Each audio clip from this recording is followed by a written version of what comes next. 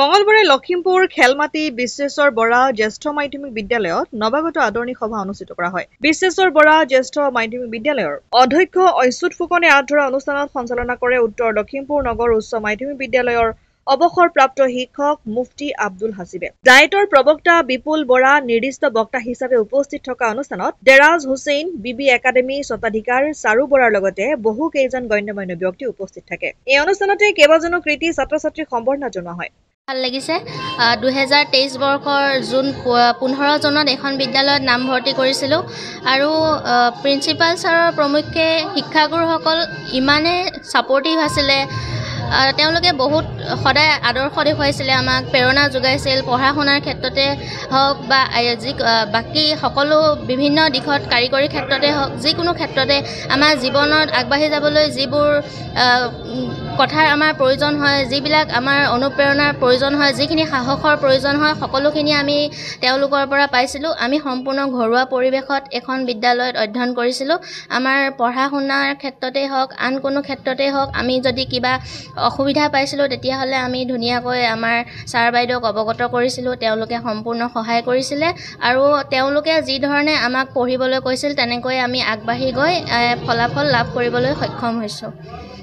প্ৰতি বছৰৰ দৰে এই বছৰো আমি নৱাগত আদৰণি সভা পুৱা 10 বজাত আমাৰ বিদ্যালয়ৰ নাম ভূমিকাৰ যিজন সমাজকৰ্মী স্বৰ্গীয় বিশ্বেশ্বৰ বৰাদেৱৰ প্ৰতিমূৰ্তিত আমি বন্তি প্ৰজ্বলন আৰু পুষ্প অৰ্পণৰ দ্বাৰা আৰম্ভ কৰিছোঁ।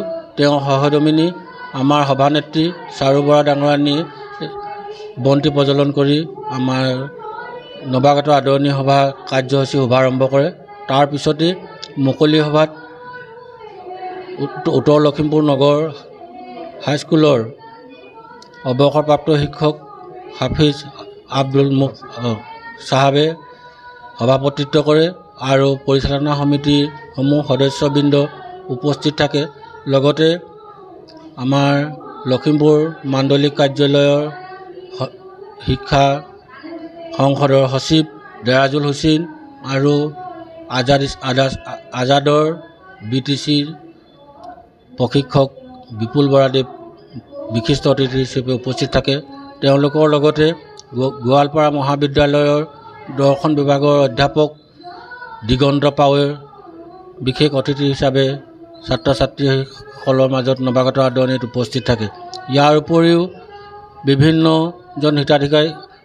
বিভিন্নজন শুভাকাংক্ষী আজি নৱাগত আদৰণি সভাত উপস্থিত। তেওঁলোকে যিখিনি আদৰ্শ দেখাই আছে গোটেই জীৱন সেইখিনি পালিবলৈ যত্ন কৰিম আৰু আমাৰ বিদ্যালয়ৰ প্ৰিন্সিপাল ছাৰ আনৰ কথা নাজানো কিন্তু বহুত পৃথক। তেওঁলোকে প্ৰত্যেকজন প্ৰতিজন ছাত্ৰ ছাত্ৰীকে নিজৰ সন্তানৰ দৰে ব্যৱহাৰ কৰে। একদম সকলোকে কলেজলৈ অহাৰ পৰা স্বাস্থ্যৰ খবৰ লোৱাৰ পৰা পঢ়ালৈকে সকলোখিনিয়ে তেওঁ নিজে খবৰ ৰাখে। প্ৰতিজন ষ্টুডেণ্টকে নিজৰ যেন একদম সন্তানে নিজৰ ঘৰত নিজৰ সন্তানক যিদৰে তেওঁ গুৰুত্ব দিয়ে আমাকো ঠিক সেইদৰে গুৰুত্ব প্ৰদান কৰিছিল। এই ক্ষেত্ৰত আমি এইখন বিদ্যালয়ত পঢ়ি বহুত উপকৃত হৈছিলোঁ আৰু আমাৰ ফলাফলৰ লগতে আমাৰ মানসিক দিশতো এইখিনি কথাই বহুতো আমাক উৎসাহ যোগাইছিলে। অনুষ্ঠানত আমি এই বৰ্ষ আমাৰ বিদ্যালয়ৰ পৰা সুখ্যাতিৰে উচ্চতৰ মাধ্যমিক শিক্ষান্ত পৰীক্ষা আৰু হাইস্কুল শিক্ষান্ত পৰীক্ষাত উত্তীৰ্ণ হোৱা ছাত্ৰ ছাত্ৰীসকলক বিশেষ সম্বৰ্ধনা জ্ঞাপন কৰাৰ লগতে তেওঁলোকক অৰ্থমাননি প্ৰদান কৰা হয় বিশ্বেশ্বৰ বৰা ট্ৰাষ্টৰ ফালৰ পৰা। আৰু আমাৰ মাজত এই বৰ্ষৰ উচ্চতৰ মাধ্যমিক শিক্ষান্ত পৰীক্ষাত 5টা বিষয়ত লেটাৰ মাৰ্ক পাই সুখ্যাতিৰে উত্তীৰ্ণ হোৱা বিপাশা বৰুৱা উপস্থিত আছে আৰু তেওঁক আমাৰ মাজত সম্বৰ্ধনা জনাবলৈ পাই আমি যথেষ্ট সুখী হৈছোঁ আৰু তেওঁক এই বিদ্যালয়ত তেওঁ অধ্যয়ন কৰি কি পালে কিদৰে সফল হ'ল সেই বিষয়ে দুআষাৰ বক্তব্য। লখিমপুৰৰ পৰা ৰাহানুদ্দিন আহমেদৰ ৰিপৰ্ট, অসম আদিত্য।